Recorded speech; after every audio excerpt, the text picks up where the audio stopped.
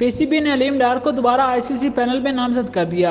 Pakistan cricket board ने New Zealand के खिलाफ होम सीरीज के लिए ऑफिशियल्स का ऐलान कर दिया।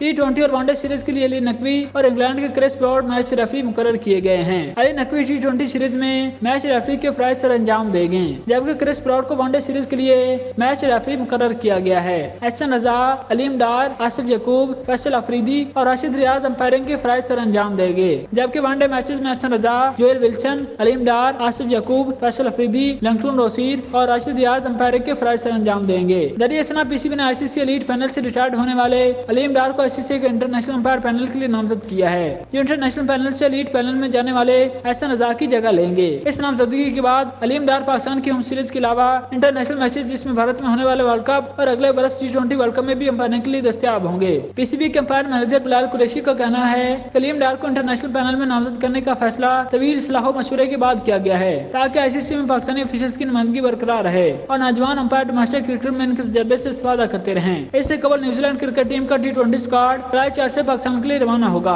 खिलाड़ियों ने एयरपोर्ट से रवानगी की तस्वीर सोशल मीडिया पर शेयर की। वाज़ेह रहे कि IPL में मसरूफियत की बायस कीवी टीम के कप्तान केन विलियमसन जब अनफिट हो गए हैं समेत मुमताज खिलाड़ी दौरा पाकिस्तान पर नहीं आ रहे। ताहम इसके बावजूद दोनों टीमों के मबैन कांटेदार मुकाबले मुतवक्के हैं।